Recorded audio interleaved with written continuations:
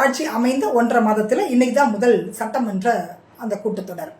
அதில் பார்த்தீங்கன்னா ஆளுநருடைய உரை ஆங்கிலத்தில் இருக்குது. ஆளுநருக்கு யார் உரை எழுதி கொடுத்தாங்க அப்படின்னு கேட்டிங்கன்னா நம்ம தமிழக வெற்றி கழகம் கட்சியில் தான் எழுதி கொடுத்துருப்பாங்க.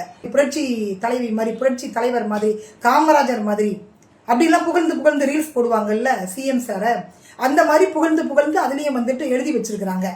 அதை அப்படியே ஒரு வார்த்தை கூட மிஸ் ஆகாம நம்ம ஆளுநரை வந்து வாசிக்கிறாப்புல. விஜய் வாழ்க அப்படின்னு எழுதியிருந்தா அதையும் வந்து வாசிச்சிருப்பாப்ல.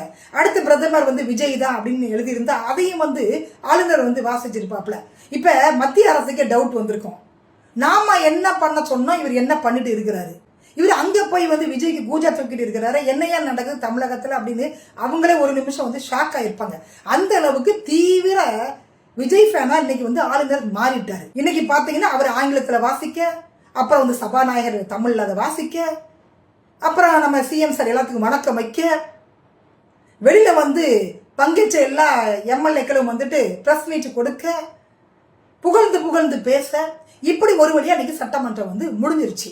அதற்கு அடுத்து வந்து பார்த்தீங்கன்னா நாளைக்கு இருக்குது, திங்கள் செவ்வாய் இருக்குது. இந்த 3 நாட்கள்லயும் வினா விடை கிடையாது அப்படின்னு சபாநாயகர் சொல்லிட்டாப்ல, தெளிவா சொல்லிட்டாப்ல. என்ன காரணம் கேட்டீங்கன்னா, ஏங்க போன டைம் அப்படிதாங்க நாங்க சட்டமன்றத்தை கூட்டினோம், எதிர்கட்சி தலைவர் என்ன பாடுபடுத்தினாரு, அது போக வந்துட்டு நம்ம இந்த பிரேமலதா விஜயகாந்த் அவங்கெல்லாம் என்ன பேச்சு பேசினாங்க, எப்படிங்க அதெல்லாம் கேட்டுட்டு இருக்க முடியும் அப்படின்னு அவருக்கு ஃபிளாஷ்பேக் எல்லாம் ஞாபகத்தில் வந்ததுனால வினாவடையெல்லாம் கிடையாது, அதெல்லாம் புரோட்டோகால்லாம் கிடையாது, எங்க இஷ்டம் தான், தேசிய கீதத்தை முன்னாடியும் போடுவோம் பின்னாடியும் போடுவோம், அதுலலாம் ஒன்றும் மரபு கிடையாது அப்படின்ட்டு தெளிவா சொல்லிட்டாப்ல. அது வந்து பத்திரிகையாளர்கள் கேள்வி கேட்க கேட்க கேட்க ஜேசிடி பிரபாகர் ஐயா பேரவை தலைவருக்கு பிரஷர் ஏறுது. எப்படி பதிச்சோன்னே தெரியல, அவ்வளோ கோவம் ஒரு முகத்துல கொப்பளிக்குது. 2 நாள் வந்துட்டு டிவிக்கே சார்ந்து எம்எல்ஏக்கள் அமைச்சர்களுக்கு கிளாஸ் எடுத்தாங்க. என்ன பிரயோஜனம்? இங்க வந்துட்டு எதிர்கட்சி தலைவரை பார்த்தாலே பயமா இருக்குது, அவர் என்ன பேசுவாரோ நமக்கு தெரியல. அதனால வினா விடையெல்லாம் கிடையாதுங்க, கேள்வி இருக்கிற வேலையெல்லாம் அங்கே வச்சுக்கூடாது. அதே மாதிரி லைவ் டெலிகாஸ்ட் நாங்கள் திங்க் பண்ணுறோம், லைவ் டெலிகாஸ்ட் கொடுத்துதான் ஆகணுன்ற கட்டாயம்லாம் இல்லை, புரோட்டோகால்லாம் கிடையாது, மரபுலாம் இல்லை. அதெல்லாம் பண்ணுவோமா இல்லையா நாங்கள் வந்து ஆலோசனை பண்ணுவோம். போன டைம் அப்படிதான் லைவ் டெலிகாஸ்ட் பண்ணி தான் எங்களை அசிங்கப்படுத்துனீங்க. வினாவிடை இல்லைன்னா அந்த சட்டமன்றம் எதுக்குன்னு நான் கேட்குறேன். சட்டமன்றம் என்பது எதற்காக? மக்களுடைய பிரச்சனையை பேசுவதற்காக.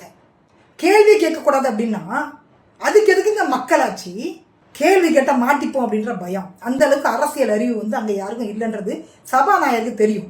நம்ம ஏற்கனவே நிதியமைச்சர் பேசுனதெல்லாம் கேட்டோம்ல, தமிழ் வந்து எந்த அளவு தாண்டவம் ஆடிச்சு நாட்டில், அந்த சரஸ்வதியே வந்து உக்காந்துருந்த மாதிரி இருந்தது.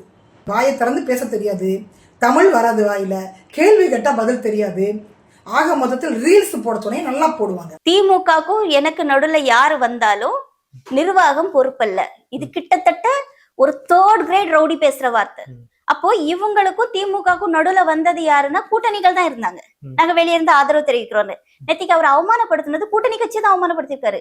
ஐஎம்எல்ஆ இருக்கட்டும், விசிகே இருக்கட்டும். நான் காங்கிரஸ் பத்தி பேச நான் தயாராவே இல்லை. ஏன்னா காங்கிரஸை வந்து ரொம்ப பெரிய மதிப்பான ஒரு பார்வையில பார்த்தது. நான்லாம் வந்து எனக்குலாம் காங்கிரஸ் எல்லாம் அவ்வளவு பிடிக்கும். ஆனா இந்த எலெக்ஷன்ல அவங்க பண்ண